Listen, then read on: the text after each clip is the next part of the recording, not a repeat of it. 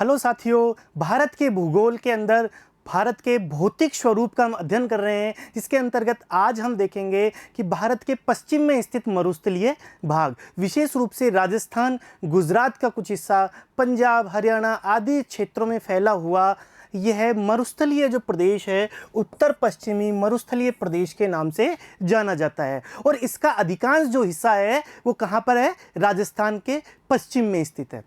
ठीक है, तो यहाँ पर हम देखेंगे कि इसके जो क्षेत्रफल है 2 लाख वर्ग किलोमीटर का इसका क्षेत्रफल यहाँ पर माना जाता है, जिसे हम थार के मरुस्थल के नाम से जाना जाते हैं। ठीक है, इसका जो अधिकांश जो हिस्सा है वो भारत में है, लगभग 85% और 15% जो हिस्सा है वो पाकिस्तान में स्थित है। तो ये पूछा जा सकता है प्रश्न कि भारत में थार के मरुस्थल का कितना प्रतिशत भाग यहाँ पर स्थित है? तो सीधे तौर पर आंसर हम यहाँ पर दे सकते हैं 85%। और भारत में भी यदि हम बात करें यहाँ पर, तो राजस्थान में 60% जो हिस्सा है वो केवल राजस्थान में है। और बाकी का यदि हम बात करें तो गुजरात, पंजाब, हरियाणा आदि राज्यों में यहाँ पर भी स्थित है। यहाँ की जो प्रमुख नदी है वो लूनी नदी जानी जाती है। ठीक है, इसके बाद हम देखते हैं यहाँ पर कि यह जो मरुस्थलीय भौतिक प्रदेश है, यह क्या अपने आप में स्वतंत्र भौतिक प्रदेश है,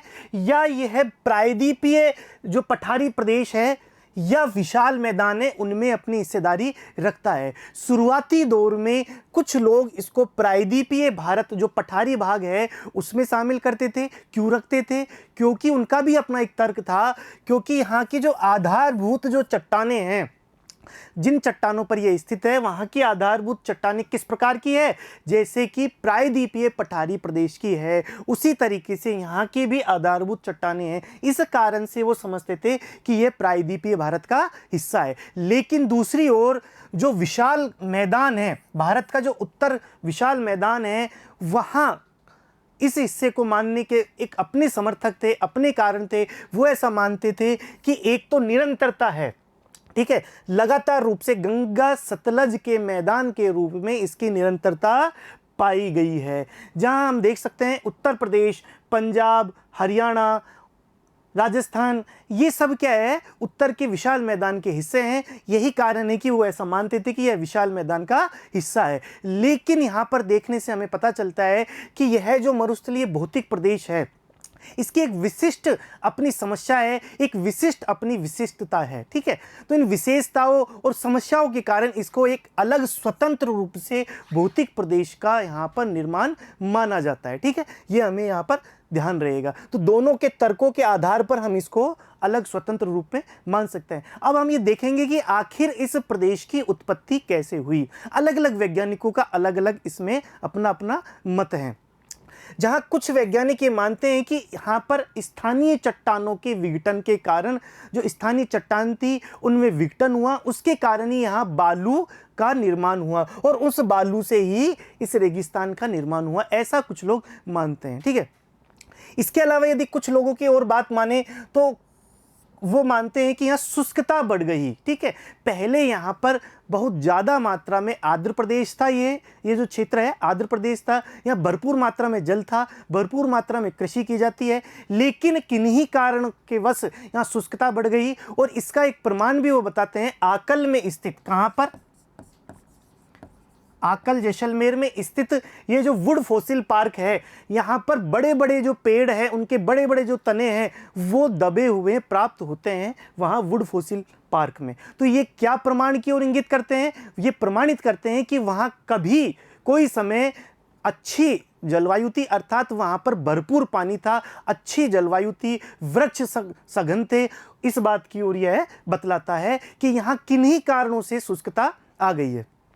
एक और यहाँ पर बात है कि दक्षिण पश्चिमी जो झंझावात है वहाँ से लाई गई जो बालू है वो यहाँ पर इकट्ठी हो गई दक्षिण पश्चिम से, भूमध्य सागर से आने वाले जो झंझावात है, जो चक्रवात है, ठीक है, जो विशेष रूप से हमारे यहाँ पर वर्तमान में सर्दियों में आते हैं, तो उन झंझावातों के द्वारा बालू लाई गई और यहाँ पर इकट्ठी हो गई। ठीक है, ऐसा मान्यता है। अब वास्तविकता क्या है इसके बारे में हमें नहीं पता। ठीक है, ये इस तरीके की भी एक बात, एक मान्यता प्रचलित है। और एक और मान्यता प्रचलित है कि भूगर्भिक हलचल के कारण यह स्थान अपने ऊपर उठ गया। और यही कारण है कि यहाँ का जो जल है या तो गंगा नदी में या सिंधु नदी में जाकर के प्रवाहित हो गया, और यह ऊपर उठने के कारण यह शुष्कता धारण करने लग गया। इस तरीके से बहुत सारे जो मत है वो इसकी उत्पत्ति के कारण बतलाते हैं, लेकिन वर्तमान में इसकी उत्पत्ति का जो सर्वाधिक प्रचलित जो कारण है वो शुष्कता बढ़ने का कारण विथ यहाँ पर एग्जाम्पल, यहाँ पर प्रमाण के साथ में जो बताता है वो यही मानते हैं। ठीक है, ये चीज़ हमें ध्यान रहेगी उत्पत्ति के इसके कारण। आगे हम बात करते हैं तो यह निम्न भूमि का प्रदेश है। यहाँ पर भूमि क्या है, निम्न है। टीले यहाँ पर पाए जाते हैं, रेत के टीले हैं, वो लगातार रूप से स्थानांतरित होते रहते हैं। और टीलों के बीच में यहाँ पर ये दो टीले हैं, इन दो टीलों के बीच में यदि कोई स्थान है उसे क्या कहते हैं, तल्ली बोलते हैं। ये हमें ध्यान रहेगा, तल्ली क्या है, दो टीलों के मध्य जो स्थान है उसे हम क्या कहते हैं, तल्ली कहते हैं। और तल्ली में यदि जल भर जाए, ठीक है, यदि इन तल्लियों में जल भर जाता है तो झील का निर्माण हो जाता है। और झील जब इन तल्लियों में पानी भरने के पश्चात जब झील बनती है उसे ढांड या रन के नाम से जाना जाता है। तो सीधे तौर पर यदि हमारा ये प्रश्न बन जाए कि ढांड क्या है, एक झील है जो कि दो रेत के टीलों के मध्य जो तल्ली पाई जाती है वहां पर जल भरने के कारण उसका निर्माण होता है, यह हमें ध्यान रहेगा। अब वर्तमान में यदि हम बात करें यहाँ पर तो इस मरुस्थल की जो स्थिति है वो पूर्व की ओर बढ़ रही है, और ऐसा मानते हैं कि 1 किलोमीटर प्रति वर्ष के दर से पूर्व की ओर यह बढ़ रहा है। ठीक है, ऐसा अनुमान लगाया जा रहा है। ठीक है, अब इसके कारण क्या है, इसका हम देख सकते हैं कि जो लगातार रूप से टीले स्थानांतरित होते हैं यह हम बताते हैं कि पूर्व की ओर बढ़ रहा है। और इसको रोकने का जो प्रयास किया जा रहा है वो काजरी जो संस्थान है जोधपुर में स्थित है, और साथ ही इंदिरा गांधी नहर परियोजना है वो इन रेत जो रेगिस्तान है इसको रोकने का प्रयास कर रहे हैं जिससे कि ये राजस्थान के पूर्वी हिस्सों में ना फैले। वर्तमान समय में ये जयपुर जिले की सीमा तक भी आ गया है। ठीक है, तो लगातार रूप से इसका जो प्रसार हो रहा है इसको किस प्रकार से रोका जाए, यह सरकार और स्थानीय समाज की प्रमुख प्रायिकता के साथ में आ गया है।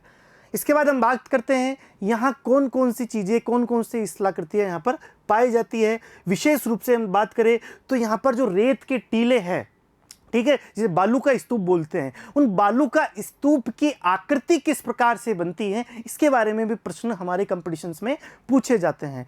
तो हम ये देख सकते हैं कि यहाँ पर विभिन्न प्रकार के बालू का स्तूप यहाँ पर दिखाई दे रहे हैं। अब बालू का स्तूप की स्थिति हम ये भी देखते हैं कि बालू का स्तूप किस तरफ से आने वाली जो पवनें हैं उनके आधार पर यहाँ पर किस तरीके से निर्माण उनका हो रहा है। अब यहाँ पर मुख्यतः हम देखे जाएं तो दो प्रकार के बालू का स्तूप मुख्यतः मिलते हैं। ठीक है, एक तो ट्रांसवर्स या अनुप्रस्थ, ट्रांसवर्स या अनुप्रस्थ, और दूसरा है लॉन्गिट्यूडनल या लाइनर जिसे हिंदी में बोलते हैं अनुदैर्घ्य या रेखीय प्रकार के बालू का स्तूप। इन दोनों में बेसिकली क्या अंतर है, इनमें देखें तो यदि पवन की दिशा इस तरफ है तो यह इसके पैरेलल ही बनते हैं। ठीक है, यह इसके पैरेलल बनते हैं। बहुत तेज गति से यदि पवनें चल रही है और पवन की दिशा के साथ साथ में यह यहाँ पर इस प्रकार के बालू का स्तूपों का निर्माण होता है। जबकि यहाँ पर यदि हम देखें ट्रांसवर्स में, नाम से पता चल रहा है, यहाँ पर अनुप्रस्थ या ट्रांसवर्स में पवन की दिशा के समकोण में बालू का स्तूप का निर्माण होता है। यहाँ पर इस प्रकार के बालू का स्तूप का निर्माण होता है, ये हमें यहाँ पर चित्र के द्वारा दिखाई दे रहा है। ये याद कर लेना है। सीधे तौर पर प्रश्न बनते हैं कि पवन की दिशा के समकोण पर बनने वाले बालू का स्तूप निम्न में से कौन से हैं। तो ये हम देख सकते हैं कि यहाँ पर ट्रांसवर्स या अनुप्रस्थ बालू का स्तूप यहाँ पर, और इन्हीं का एक प्रकार है बरखान। यदि हम बात करें यहाँ पर तो बरखान जो है वो भी इसी तरीके से अनुप्रस्थ होते हैं। यहाँ पर अनुप्रस्थ जो स्थिति देखी जाती है वो भी बरखान की होती है। ये बरखान भी अनुप्रस्थ का एक प्रकार है, लेकिन इनमें क्या होता है कि जो बालू का स्तूप होता है वो अर्धचंद्राकार स्थिति लिए हुए होता है, और इसका पवन अनुमुखी जो ढाल है, यहाँ पर पवन आ रहा है, ठीक है, पवन उन्मुखी जो ढाल है ये मंद होता है। ठीक है, यहाँ पर ये मंद होता है और उत्तल अवस्था में होता है, और पवन विमुखी जो ढाल होता है यह अवतल अवस्था में होता है, और यह मंद ना होकर के तीव्र होता है। जो अवतल ढाल है वो तीव्र होता है, और यहाँ पर जो उत्तल ढाल है, जो पवन उन्मुखी है और जो कैसा है, उत्तल है। और पवन विमुखी, यहाँ पर ये कैसा है, पवन उन्मुखी, और ये पवन विमुखी। ये ध्यान करने वाली बात है। जो उत्तल है ये पवन उन्मुखी है, और ये जो अवतल है ये पवन विमुखी है।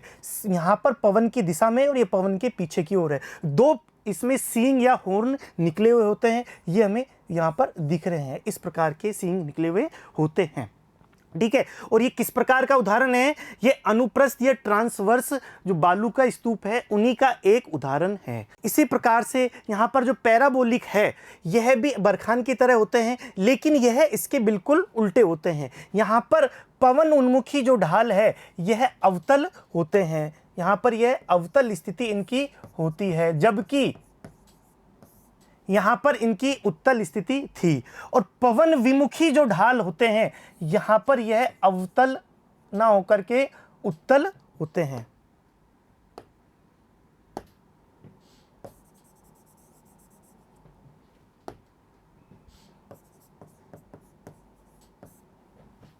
ये हमारे ध्यान रहेगा। दोबारा से इसको देख लेना है, समझ लेना है कि यहाँ पर दो प्रकार के बालू का स्तूपों का निर्माण होता है, एक तो अनुदैर्घ्य प्रकार का, एक अनुप्रस्थ प्रकार का। अनुदैर्घ्य जो प्रकार के जो बालू का स्तूप होते हैं वो पवन की दिशा के समानांतर होते हैं और तेज गति से पवनें चलती है, और यहाँ पर बीच में से एक रास्ता बन जाता है। इस तरीके से यहाँ पर इस तरीके से लगता है कि बीच में कोई रास्ता है और बीच में ऊपर से दो खड़े हुए बालू का स्तूप है, ठीक है।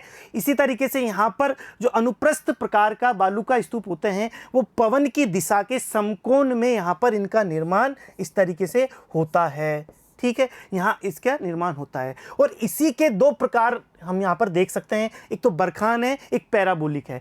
बरखान टाइप के यहाँ पर जो बालू का स्तूप है, सैंड ड्यून्स है, उनकी स्थिति इस प्रकार से है, पवन के समकोण में इनका निर्माण होता है। साथ ही यहाँ पर दो सींग जैसी स्थिति यहाँ पर बनती है, अर्धचंद्राकार रूप में हमें दिखाई देते हैं। और इनके अंदर भी यदि हम बात करें तो पवन उन्मुखी जो ढाल है जो उत्तल प्रकार की होती है, और पवन विमुखी जो ढाल है वो अवतल प्रकार की होती है, ठीक है। यह मंद होती है और यह तीव्र होती है। उत्तल जो ढाल है वो कैसी होती है, मंद होती है। ये ध्यान करने वाली बात है। हर बार इनमें से प्रश्न पूछे जाते हैं और हर बार बच्चे कंफ्यूज होते हैं, तो हमें अच्छे से इसको समझ लेना है। और इसके बिल्कुल अपोजिट, बिल्कुल उल्टे तरीके से पैराबोलिक होते हैं। यहाँ पर पवन के दिशा में पवन उन्मुखी रूप में अवतल ढाल पाई जाती है, जबकि पवन विमुखी के रूप में उत्तल ढाल पाई जाती है पैराबोलिक प्रकार के बालू का स्तूप में। पैराबोलिक और बरखान दोनों आपस में उल्टे माने जाते हैं, तो ये हमें ध्यान में रहेगा, ठीक है। अब यहाँ पर हम इसी बात को इस तरीके से लिख सकते हैं कि आकार के आधार पर इनका वर्गीकरण हम किस प्रकार से कर सकते हैं। पवन अनुवर्ती या अनुदैर्घ्य बालू का स्तूप, ठीक है। इनका निर्माण अधिक रेत वाले उन आंतरिक रेगिस्तानों में किया जाता है जहां पर पवन अधिक वेग वाली तथा एक ही दिशा में प्रभावित होती है। और यही कारण है, हम यहां पर मानचित्र में देख सकते हैं कि यही कारण है कि लगातार रूप से ये काटती हुई रहती है और समानांतर रूप से, पवन की दिशा के समानांतर रूप से यहाँ बालू का स्तूपों का निर्माण होता है, ठीक है। यदि हम बात करें दूसरा अनुप्रस्थ प्रकार की, तो बालू का जो स्तूप है वो प्रचलित पवनों के समकोण में यहाँ पर निर्मित होते हैं। तो ये कहाँ पर निर्मित होते हैं, रेगिस्तान क्या तो सीमा पर बनते हैं, या रेतीले सागरीय तटों पर भी इनका निर्माण होता है, क्योंकि उनकी वहाँ पर लिमिट आ जाती है, समाप्ति की स्थिति होती है, इस वजह से वो समकोण स्थिति में पाए जाते हैं, ठीक है। ये हमें ध्यान रहेगा। और इसके यदि हम बात करें बरखान की, तो ये अनुप्रस्थ का ये एक प्रकार है। पवन उन्मुखी जो ढाल है वो उत्तल है और पवन विमुखी जो ढाल है वो अवतल प्रकार का पाया जाता है। और ये यदि हम बात करें भारत में थार के रेगिस्तान में, ठीक है, थार के रेगिस्तान में पश्चिमी भाग में लंबे लंबे पवन अनुवर्ती या अनुदैर्घ्य यहाँ पर अधिक पाए जाते हैं। तो ये प्रश्न पूछा जाए कि थार के रेगिस्तान में किस प्रकार के बालू का स्तूपों की संख्या अधिक है तो हम कह सकते हैं कि यहाँ पर पवन अनुवर्ती या फिर इस प्रकार के लॉन्गिट्यूडनल अनुदैर्घ्य प्रकार के जो बालू का स्तूप है उनकी स्थिति अधिक पाई जाती है। ठीक है, ये हमें ध्यान रहेगा। इसके अलावा यदि यहाँ पर ये भी देख सकते हैं कि स्टार डून्स या तारानुमा जो बालू का स्तूप है उनका भी निर्माण होता है। अलग अलग दिशाओं से यदि पवनें चले अलग अलग दिशाओं में तो एक बालू का स्तूप का निर्माण स्टार या तारे की तरह निर्माण होगा। यहाँ पर हम चित्र के द्वारा इसको देख सकते हैं। ठीक है, तो बहुत सारे प्रकार के यहाँ पर बालू का स्तूप का निर्माण हो सकता है। यदि हम बात करें भारत के पश्चिमी थार के रेगिस्तान में तो यहाँ पर लगभग सभी प्रकार के बालू का स्तूपों का निर्माण होता है। ठीक है, तो इस तरीके से आज हमने क्या पढ़ा? आज हमने एक नया प्रादेशिक प्रदेश पढ़ा जिसका नाम है पश्चिमी मरुस्थलीय प्रदेश। अगली क्लास में हम नए टॉपिक के साथ में होंगे। धन्यवाद।